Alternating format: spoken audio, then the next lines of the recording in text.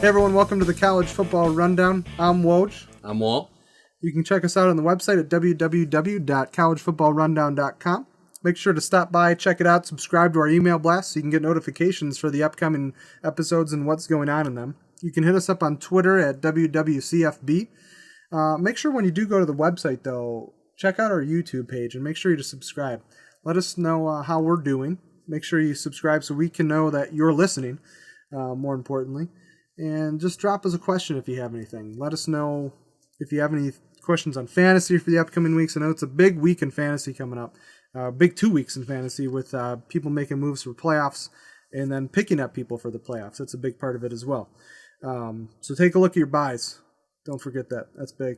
Yeah, there's a lot of buys people wouldn't realize are going on this week. Yeah. So make sure to take a look at your bias before we get on with the episode. But a bunch of big games last week. One that jumps out at me that I loved watching at the end of the day was the Oregon-Utah game. I guess before I go into the game, I guess there was a lot of exciting games, but man, were there a lot of blowouts in the fourth quarter.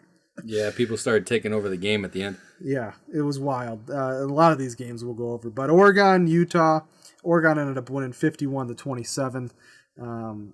Kind of a memorable play that'll probably be etched in my brain for the rest of this year was the Kalen K when the receiver for Utah caught a pass for 78 yards, went down, dropped the ball in the one.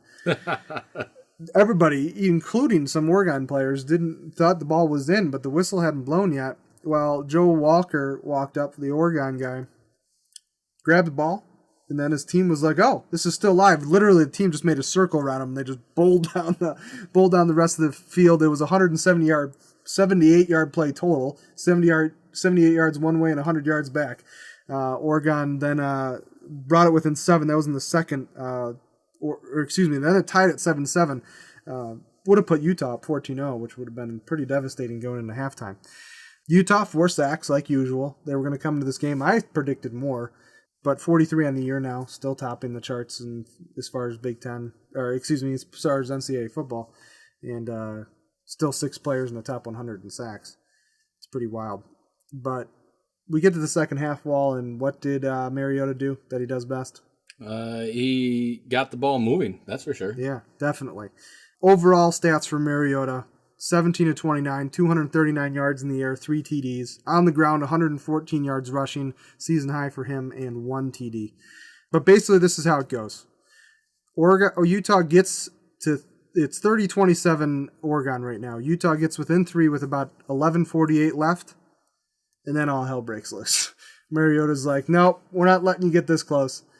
Get it within the 3 points, and then Utah doesn't score again the rest of the game. Oregon goes and ends up winning at 51-27.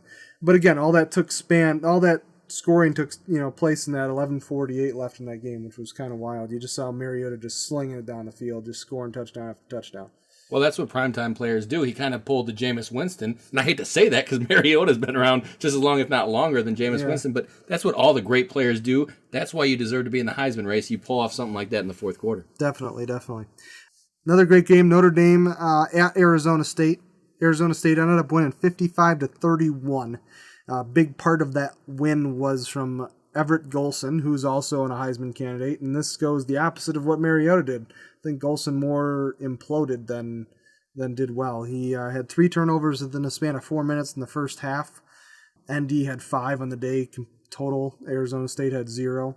One of them was towards the end of the game. Golson threw a pass to one of his receivers, and he bobbled it, and it ended up turning into a turnover. But still, 5 turnovers in any game is going to kill you down the stretch. ND comes out in the second half, again down by 4 scores, scores 3 straight touchdowns in the second half. Arizona State has yet to score.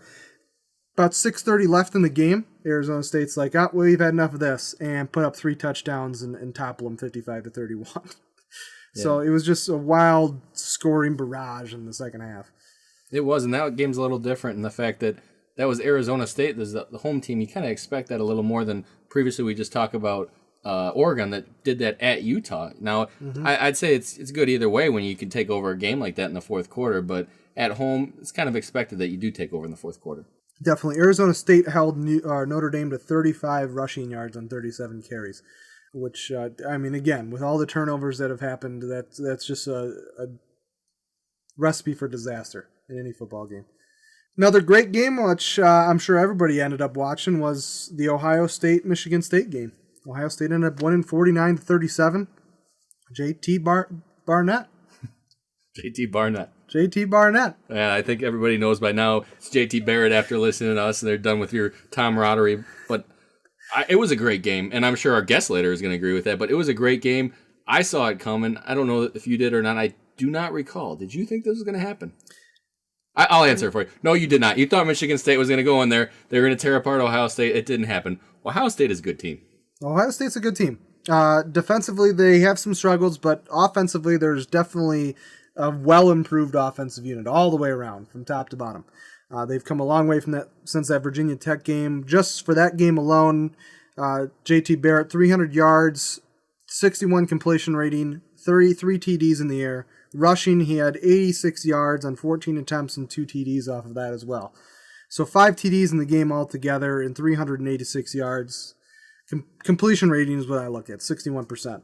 That's a well-improved quarterback on the road in East Lansing against a good Michigan State defense. And you just completed 61% of your passes in a hostile environment. That shows me that he's a much improved player from that original Virginia Tech game. He's incredible. He jumps with that game. He jumps up to second. I don't know if you noticed or not. Jumps up to second passing efficiency in the NCAA. And he just did that, like you said, at a Michigan State hostile stadium, and he's a freshman. I mean, that's incredible, only behind Mariota in the passing efficiency. Yeah. Turnovers, Ohio State did have 2, Michigan State had none, but penalties is what killed Michigan State in that game. They had 11 penalties for 105 yards. When you're going a whole football length worth of penalties, there's an issue there, and there were no personal foul injuries or penalties. It was all just stupid things in the line and pass interferences that should have never happened. So they struggled definitely on penalties. Their D just struggled in general. Gave up 206 yards between the tackles. They haven't done that in 2 years. Nor do they ever give up 206 yards in a game, let alone between the tackles. What are your thoughts on that? It was just a terrible display. My thoughts are they're at practice this week, and D'Antonio's not happy. They're running a lot. They're getting a lot of screaming in their ears because 2 things as a coach you don't want to see in a game, especially at home, are penalties, and you do not want to see your defensive line getting bowled over. That is never good for a team. It never makes a coach happy, so I guarantee you they're all getting a little earful at practice this week. 71% of Ohio State's third downs were completed. That's incredible. That is a terrible stat for Michigan State's defense. Yeah, that is. Now, a normal stat is for people that don't know this kind of stat. A normal stat for the third down conversion completing, I think the number 1 team in the nation is at 58%. Who's that, Oregon? I think that's Alabama. Alabama? It's Alabama or it's somewhere around that line. Alabama's close. But 58%. So a team that completes 71% in a game, that's just ridiculous. Your defense can't allow your offense or the other offense to do that. Again, that was going 10 third downs out of 14. There wasn't a small number either. That was quite a large number. A couple other notable games out there. Texas A&M 41 over Auburn 38. Auburn. I know Kyle's thoughts on Auburn, but they didn't look very strong at all. The defense fell apart against a struggling Texas A&M team. Another game, Alabama 20 over LSU at LSU 13 in overtime. I turned this game off. I actually left where I was at about a minute 30 left or so, and I saw LSU had the ball. They were charging on the field, and then I turn on the game when I get home, and it's an overtime, and I'm like, holy crap! Did Blake Sims just travel down the field and kick a field goal to tie that up? I was like, holy crap, that's amazing. And Blake Sims is one of those quarterbacks, too, that I think has progressed a lot throughout the entire year. Has done so well. Did terrible at the beginning of the year, I'm not going to lie, but has done well towards the last 4 or 5 games here. But Alabama goes on to end up winning that game in Death Valley, which LSU has slaughtered a couple other Big Ten schools. Well, we talked about it last week, and I know you missed it because unfortunately you were driving home at the time, but that was on the way down to tie up the game, to send it to overtime. That was the most efficient drive I've seen all year out of any team. And that comes from coaching. Lane Kiffin drew up the plays. Obviously, Saban had a little bit to say, I'm sure, during that drive, but most efficient drive I've seen all year. They ended up tying it up, otherwise they would have lost, and obviously they went in overtime and won it. So we're going to do a two-part segment here on fantasy football the next 2 weeks. There's 2 weeks left in most people's seasons before they hit their playoffs. And I kind of just want to go over some sleepers that you might want to pick up going in the playoffs. Might not be able to pick them up and play them going right now, but if you're going to make the playoffs or have a safe bet that you might want to look at these guys and see if they're available in your league just to kind of take a look at them. One of them is going to be Joshua Dobbs, quarterback for Tennessee. He's in for the injured Justin Worley, took over about 3 weeks ago. He might be still available in your league. I highly doubt it because he scored 56 points a week ago against South Carolina. The week before that, he scored 22 against Alabama. But 39 points per game after 2 games. He's got 2 easy defenses coming up against him. Missouri, the 36th ranked, 205 yards allowed in the air per game, and Vanderbilt, the 70th ranked, 230 yards in the air per game. So Justin Dobbs, safe pick if he's available in your league. Well, tell us a little bit about this next guy, because I know this is dear to your heart, so considering you had his starter. I did, and it's very dear to my heart. You don't know this reason, but I tried to pick him up this week, and somebody snapped him off the waiver wire because wonder who that was. That would be you, because you're so far down in the league, you get a waiver wire presence. But anyways, it was Luke Falk, Washington State quarterback, replacing Holiday. Connor Holiday obviously got hurt. He had a season-ending injury, unfortunately, but it doesn't matter because the way that offense is run, Mike Leach coached offense, air raid offense. Any quarterback on that team is going to get stats. Now, you hope he doesn't throw interceptions. I guess that's the only thing you could really get hurt by. But first week he stepped in for a full game, Oregon State scored 43 points, picked up right where Connor Holiday left off. I expect him to continue to do that for the next 2 games they're playing. So yeah, definitely. The playoff games for that would be at Arizona State, which is 71st against the pass, 231 yards average in the air, and then Washington, who actually is surprising because they're one of the top scoring fantasy defenses in the league, but they're absolutely terrible against the pass. They're 110th. They give up 278 on average in the air. They are. It's ironic, really, when you think about it. Yeah. But definitely a safe pickup. Probably still available in most leagues. Maybe he got binged this week or last week, and he scored 43 against Oregon State. But they have a bye this week, so true. People might not want to pick them up for that reason. Definitely. Check in. I would take a look. Another one is Wes Lunt, the QB for Illinois. Had a fractured fibula early in October and went out. They put O'Reilly in, who had been the quarterback in previous years, but he's coming back.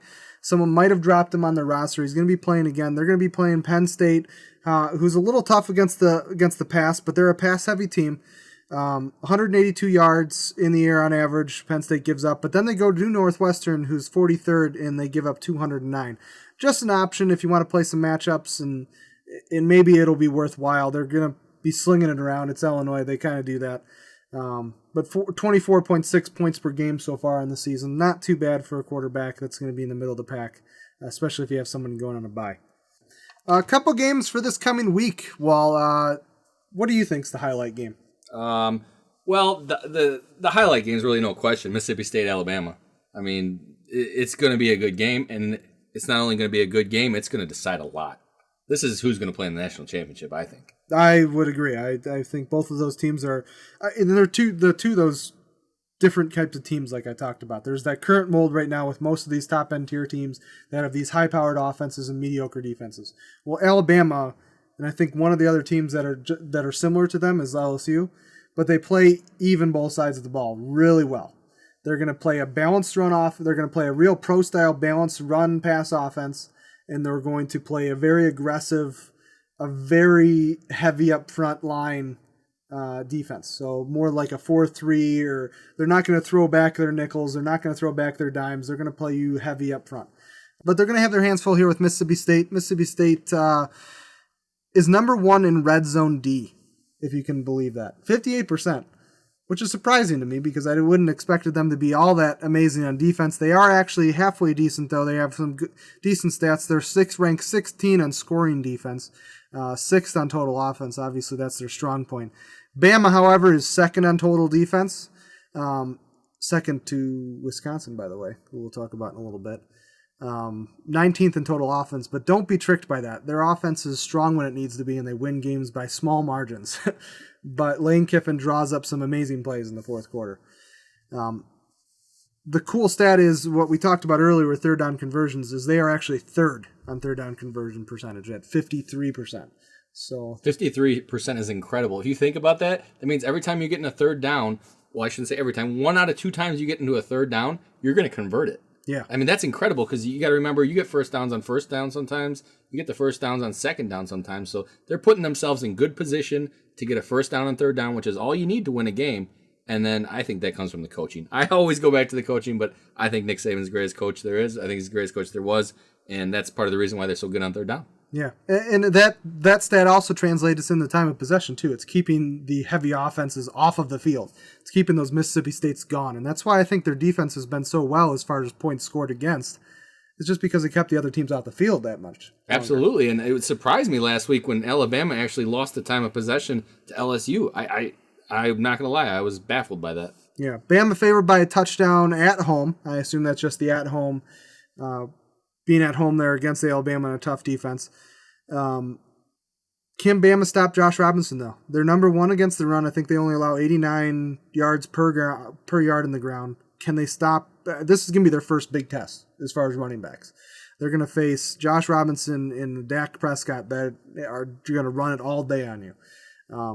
And this is a team that did it successfully against an LSU team who's really good against the run, too. So we'll see. They're going to have to key in on that. But Blake Sims continues to impress me. No interceptions in the last 4 games, 924 yards in the last 4 games, and 9 TDs in the last 4 games. And 3 of those were on the road. And what you just talked about coming down the stretch there in that LSU game, I mean, he's so good. I think Lane Kiffin uses him very well. Especially now. I don't think he overemphasizes we need to pass it on every down, but he makes really good calls as far as where he wants to throw it. If he needs a check down, he checks down. And I think they do a lot of their short passes on purpose like that. Yeah, again, I didn't mention it before I mentioned the coach, but he did a great job in that final drive that we talked about before. Yeah. Another great game, Nebraska at Wisconsin. Again, 3-way tie in the West. You have Nebraska, Wisconsin, Minnesota. So this is kind of going to determine, who's going to win here, who's got at least a chance to make it to the Big Ten championship game. Nebraska ranked the highest in that West division. That doesn't mean much to me, though. I think Wisconsin just as good as Nebraska, and we're about to see it. I think that what blings headlines in this matchup is Melvin Gordon versus Amir Abdullah. 2 of the best running backs, I think, in the nation right now, that are just going to go in there and go at it. I want to tell our fans, we won't go into it too much, but check out that Clemson Georgia Tech game. ACC is not getting much love this year, but you want to watch a good ACC game, Clemson Georgia Tech, 2 ranked teams going at it. It's going to be a good game. Yeah, I agree. So Ohio State, real deal or a joke, Wall? What are your thoughts? What were your thoughts from last week's game? Who's the best team that played on Saturday? Well, you heard me ask you this question 4 or 5 times. I think it was starting to make you mad on Saturday because it was a no-brainer answer. Ohio State. They played the best game out of anybody if you're going by the eye test. I think most people would agree with that. Yeah, I wouldn't necessarily disagree at all either. They definitely showed that they've come a long way since that Virginia Tech game. We're joined today by our guest, Jon Duppler, a Ohio State fan. Didn't go to Ohio State, but quite the fan. John, you there? I'm here. Thanks, guys, for having me on the show. No problem. So your boys put up quite a performance against MSU last week. They definitely avenged their loss from the Big Ten championship the year before. How did you think the game went? I think they came out with something to play for because they were pissed off about that game, the championship game last year. They came out, made a statement, and they're in my Final Four. Yeah, so you got JT Barrett, your new quarterback. How do you feel that he's progressed throughout the season? I know he had a tough stretch there at the beginning. Even the Penn State game you could call was a struggle by him as far as being in Penn State and just losing his composure. I think he came a long way in my eyes in that MSU game. What about you? What do you think? Yeah, he's a kid. He's 19, 20 years old. He's a kid. And early on, I don't fault him all that much. It was conservative play calling the first couple weeks, but he's really grown into being something special here. And Urban's already excited about 2 quarterbacks next year. I don't know. I think we have one, and I think it's JT Barrett.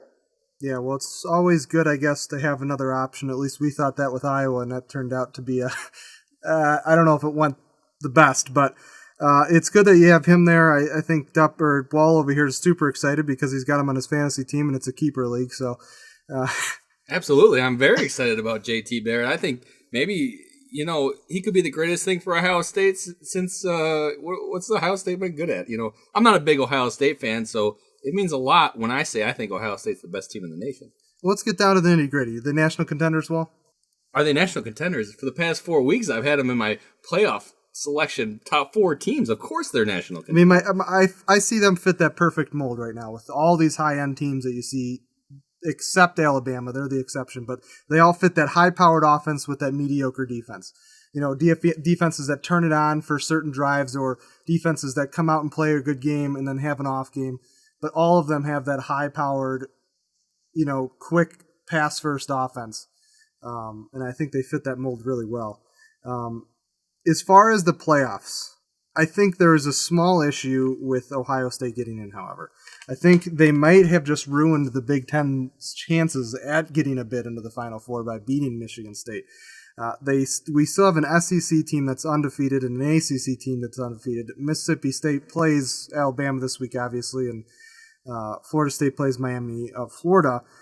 But I still say just for the hell of this argument that both of those are going to win out.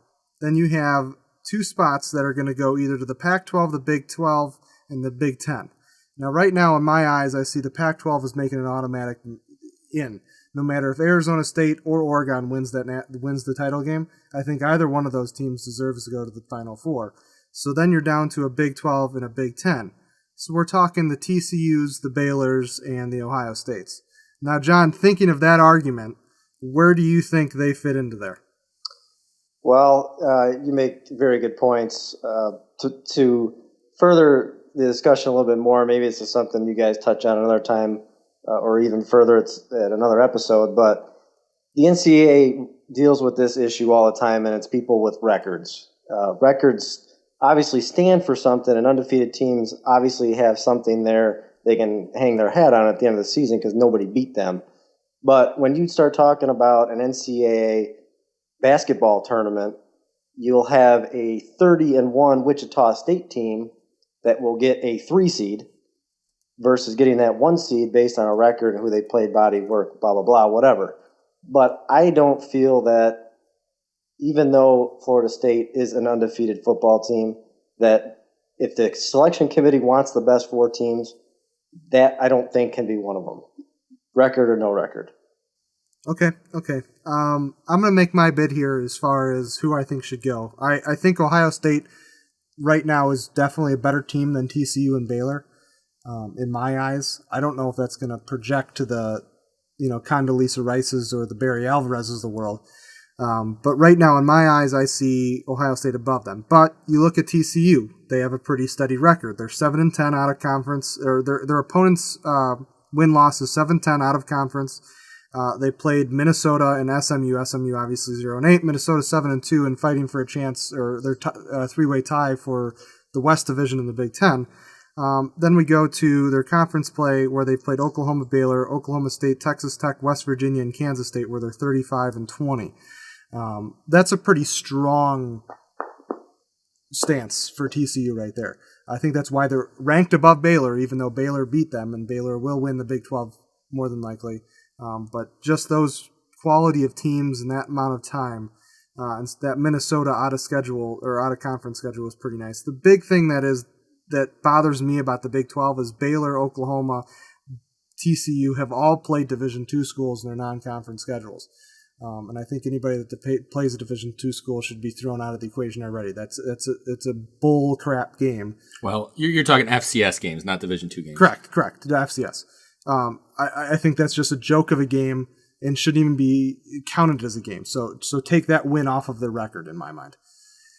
Don't tell that to Michigan. Yeah, don't tell that to Michigan. I mean, Kyle, what are your thoughts on this? Do they have a chance at getting into that Final Four, knowing how the committee's acted the last couple of weeks in the rankings?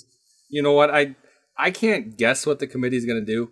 That's one thing I can't do. And obviously, this is the first year of this committee being in existence, so they probably can't guess what they're going to do. All I'm saying is In my top 4 teams, I have a team that 3 years ago was 12-0 during the season. I have a team, actually that was 2 years ago, 12-0 during the season. A team that 1 year ago was 12-0 during the season. Undefeated 2 seasons in a row. This year they've lost 1 game. You know which team I'm talking about? I'm talking about Ohio State. Of course they deserve a chance to play in the national championship if they win out. It'd be I don't know, it'd be a federal crime if they're not in there and they win out.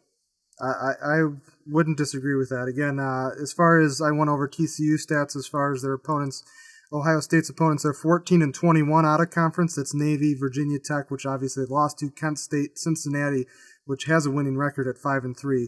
And in conference are 27-23, playing Maryland, Rutgers, Penn State, Illinois, which is the only losing record out of all of those teams. And MSU obviously was their last game. They have Minnesota left, which is going to be a tough one on the road. Indiana and then Michigan both at home. That's the 15th, the 22nd, and 29th to finish off the season. Best of luck to Ohio State. John, I want you to give us your best bid for your best statement for getting Ohio State into the playoffs. We'll send this to Condoleezza Rice.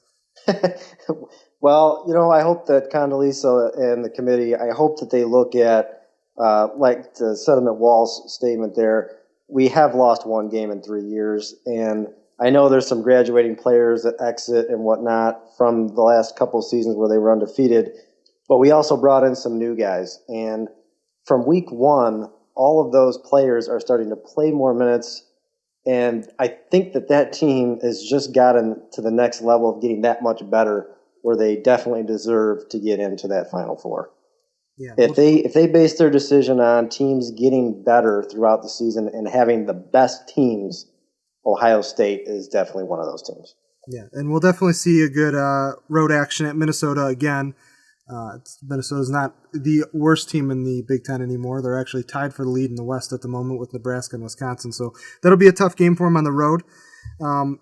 Now to our favorite part of the show, the selections. So we're gonna get Duppler in on these selections. We'll have him pick his 4. First, I want Wahl to start with his 4. Have you changed? Is there anything? Well, I had to change. I had to drop Notre Dame out of there because they lost. And again, I'm not an idiot. They don't deserve to be in there anymore. They lost to Arizona State, unfortunately, like we talked about. I'm keeping Mississippi State. I'm keeping Florida State. I'm gonna have to put Oregon in there now. I'm gonna put Oregon in there. I Bringing them back. I am bringing them back, and again, it's kind of a toss-up for that game for me. But my 4th team is who I know for sure. That's Ohio State. If you look at what makes college football, the fans. You want to know something? Ohio State has the highest average attendance all season long, 106,000 people. You know their stadium only seats 102, and they're averaging 106,000 people. If the people like them, they're the best. In my opinion, they're the best also, so I'm putting Ohio State in there as the 4th team. Okay. I'm going to go with Oregon. I'm going to keep my Oregon pick. I think they're going to beat Arkansas State in that shootout, or not Arkansas State, Arizona State in that shootout of a Pac-12 championship game. I'm hoping that's what it is, because that's just going to be an exciting game for the people that like to see a lot of scores. Oregon, Mississippi State, and Florida State. I think Mississippi State's going to roll over Alabama this weekend and show that they are actually a very good team in the SEC, despite not having a tough out-of-conference schedule. And then Florida State is going to just continue on with their ACC point shaving, as you might say, until they get to the actual playoffs. And then I'm going to put Ohio State in there too. I didn't originally put them in because I don't think they're going to make it because of how the committee has voted the last 2 weeks. I don't think a Big Ten team is going to make it over a Big 12 team at this point if both Big 12 teams win out, or one of them does. So I think TCU would actually make it over Ohio State, but I think Ohio State's the better team and should get a chance to win that game. I think the one thing that Ohio State needs to key on, though, is defense. You just look at totals throughout the entire year. You look at that first game against Navy, where they gave up 410 total yards, and the Navy only passed the ball 4 times. That's something you need to key on and stop. TJ Yeldon from Alabama is going to run all over you if you do that versus them.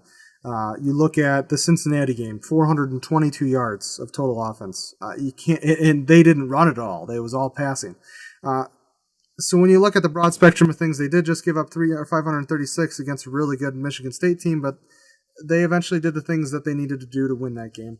So again, mine's going to be Ohio State, Oregon, Mississippi State, and Florida. Now, John, what about yours? Well, I definitely agree with the Ohio State call. I appreciate that, guys. And I got to go with Oregon as well. They were impressive last week, especially in that second half, taking control.